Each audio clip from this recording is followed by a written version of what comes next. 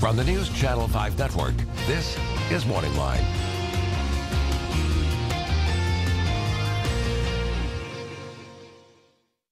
Thanks for joining us on MorningLine. I'm Aundrea Cline-Thomas filling in for Nick Barris. We have an interesting show for you today. Last week, President Obama unveiled sweeping immigration reform. The effects it'll have trickle-down effects all throughout the country, even here in Middle Tennessee. So that's what we're going to talk about today. We want to hear what you have to say about it. We're going to talk about how it will impact people here at home and what the next steps are. We're joined now by Renata Soto with Conexión America. Good to be here.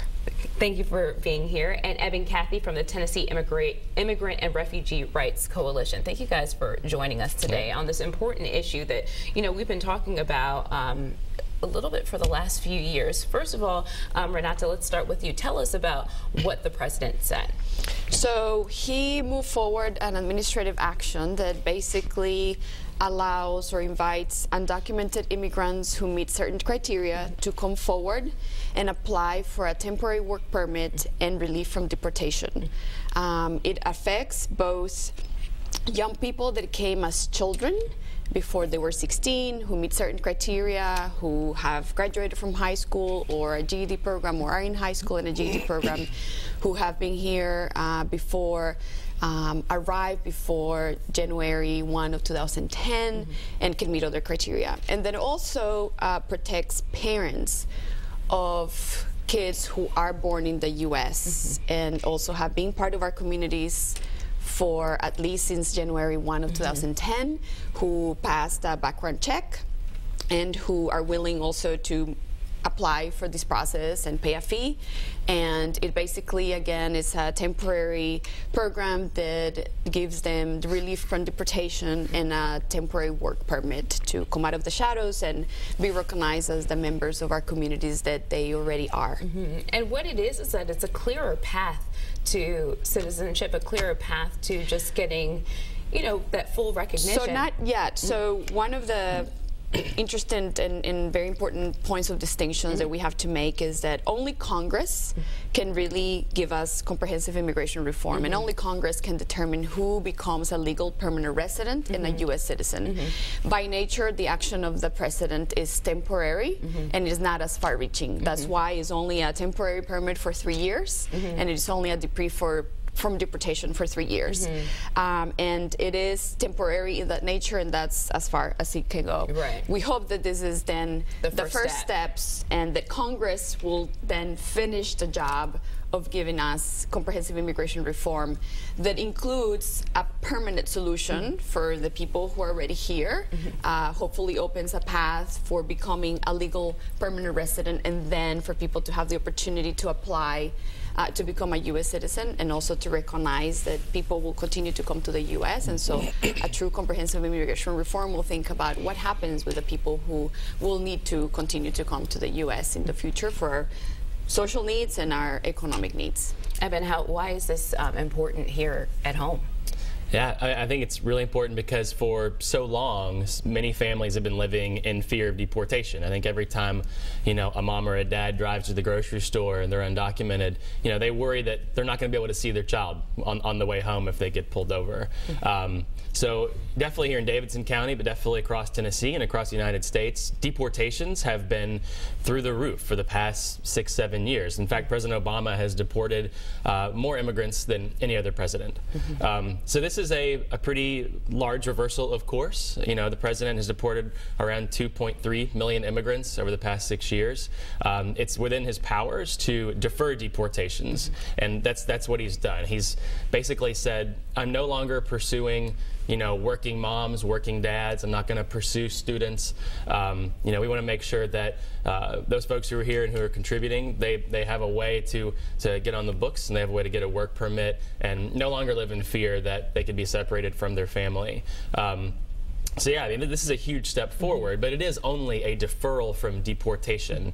It's not a path to citizenship, and it's not the solution that we need to fix our immigration system. It's just what the president is able to do with his powers. Congress makes the laws. The president enforces the laws, and right now he's saying, I'm going to stop deporting moms and dads. And so for both of you, both of your organizations, what do you do as next steps? I'm sure you guys have been getting a lot of calls about this, and what do you do? Do you set up programs? Do you set up, to help people out? So the Tennessee Immigrant and Refugee Rights Coalition and Conexión Américas and many partners housed at Casa Safran and Ollinsville Pike, we are collaborating to respond. Neither one organization by its own resources would be able to not only be able to respond to the need of our community, but also educate and make sure that people have the information. And so we have worked before when there was a previous administrative action that benefited young people 2 years ago, and so we have a good path. So we are collaborating to do a lot of, first of all, information to our community. We want to make sure that people understand who's eligible, and also to avoid fraud. In these times when people are eager to get on a line and write a check to file a fee and an application, it is very true also that our families are target for unscrupulous businesses who want to take advantage of that eagerness that people have to step forward. And so part of our campaigns, our education to people are not only there's no process yet, the applications are not available, they will be available not until February and May. And so what they need to do in terms of documentation to prove that they've been here, to prove that they have been good members of our community, that they have a house, that they have presence for the period of time that they have to demonstrate. And above all, to make sure that people understand who is eligible and when those channels will be open. We are also interested in having this conversation with the general Nashville community, and that's why Evan and I are here. We know that when opportunities like this open up, this is not just a conversation with the immigrant community who is willing to find ways to be recognized as members of the community, but it is also a conversation with Nashvillians. We are head-on having this conversation about who we define as American in this country. And so it is important that we also have conversations with the general public about what this is and what this is not about, and why we need true comprehensive immigration reform, and why we need to keep pushing Congress to give us immigration reform in this next session. We're very thankful that both of our senators in Tennessee, Senator Lamar Alexander and Bob Corker, supported a bipartisan bill last summer. And unfortunately, the House of Representatives didn't follow suit. And so we hope that Nashvillians also understand the need, why we benefit as a community, socially and economically, when thousands of people that right now live under the shadows are able to work legally, drive and take a child to school with a driver license, and just be concerned about the livelihood and making progress for their families and being part of our community, and not being afraid of being stopped for something that you and I might not be afraid of, because it's just part of driving around to just do our chores as moms and dads and parents and students. And so I think it's important to recognize that this is as beneficial to the families that will be able to maybe have a nicer Thanksgiving tomorrow night, but it is also absolutely a benefit for our community as a whole when we bring out of the shadows. In Nashville, actually in Tennessee, we're calculating, there's estimates by the Pew Research Center that 55,000 people in Tennessee benefit from this affirmative action, and it's the social cost and the benefit that we get as Tennesseans. It's also hard to measure in quantitative numbers, but it is true that we know that for young people, knowing that their parents will get back to home after work and not have that fear, who will make it back home tonight, I think it's also a benefit and an important recognition that we hope Nashvillians understand. Yeah, but Evan, it's very controversial here, especially where the immigrant community is growing, but it's still not necessarily like fully immersed. I come from the Washington, D.C. area, so it's a completely different sentiment there, but it is controversial here, and people say, well, why not go through the right channels the first time? I'm sure we're going to get calls about that. What is the answer to that? Yeah, well, there's an easy answer to why folks don't go through the channels the first time. It's because the channels don't really exist in any real practical way. You know, everybody says get to the back of the line. There is no line to get in. You know, I think folks think that folks who are here who are undocumented can just go and get their papers whenever they want. That's not how it is. Our immigration system is dysfunctional. You know, if you are somebody who just wants to immigrate to the United States to look for a better life, better opportunities for your family, it is very, very difficult unless you meet some specific criteria. What Congress almost did, what the Senate was able to do, was pass a bill.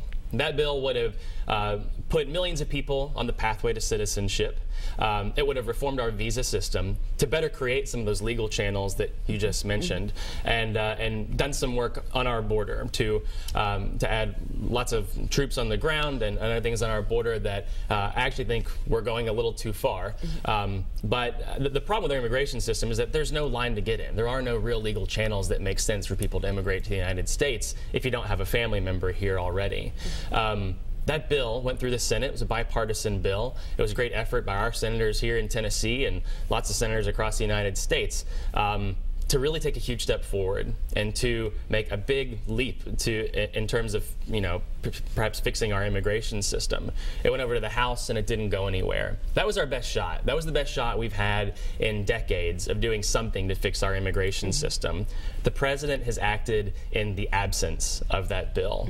And what the president's done, granting deferral from deportation to moms and dads, is actually in line with some of the tenets of that bill. So I think people are concerned that the president has acted unilaterally. The president has been urging Congress to act for so long, and so have the American people. The American people have been asking for the president to act for so long, for Congress to act for so long, and they haven't. So the president is doing the will of the American people. Everybody agrees we have a broken immigration system, and Congress has proven that it's not able to move forward and fix our laws. So the president's done what he can. And what he's done is it's very temporary. I mean, even though it changes the lives of millions of people in this really positive way. And so many people are thankful that this has happened. And it's a big step forward, and it shows that we're moving in the right direction. In the scheme of things, it's still fairly small. It's a deferral from deportation. It's not legal residency. And it does not allow, you know, all the benefits you get if you're a permanent resident or a citizen of the United States. So, you know, I think we have to look at it in the big picture that we took a small step forward. The president has shown leadership, and he's urging Congress to now pick up the reins and move forward with immigration reform. But it is just a small step. And, you know, for as many people that benefit, there are just as many people who will be left out. The night the announcement happened, there was a big community meeting. You know, there were hundreds of immigrants there who were watching the president speak on television, you know, basically laying out his plan for what he's going to do with administrative relief. And for as many people who were crying and were joyous in the crowd, there were other people who were crying because they're left out, because, you know, they don't have a citizen child, or because, you know, they don't qualify for any number of reasons. So what's going to happen to those folks? You know, how do they continue to contribute in peace and not live in fear that they're going to be separated from their family when they drive? So we're not done. You know, the work is not done. We're much less than halfway there. And really, just like Renata said, Congress is really the only institution that can fix our laws. The president has done what he can to take us, you know, a little bit of the way there, but it's on Congress, and Congress has to act. And I hope that our House members are looking at, you know, how this is going to affect Tennessee in a positive way. It's going to be good for our economy. It's going to help a lot of young kids not have to go to bed every night wondering if they're not going to be with their parents the next day. This is a big step in the right direction, much like deferred action for childhood arrivals was in 2012. It's helped a lot of kids go to college. You know, it's helped raise the wages of a lot of young people. It's helped a lot of students go on and pursue their dreams of becoming a doctor or whatever. This is helping people reach their dreams. live in peace and contribute more fully. So I hope that Congress will pick up the reins and now do the right thing and try to pass some legislation that fixes our entire immigration system and not just this one piece. All right, so much more to talk about. We want to hear from you. The phone number 737-7587. We're going to take a break and we'll take your calls when we come back.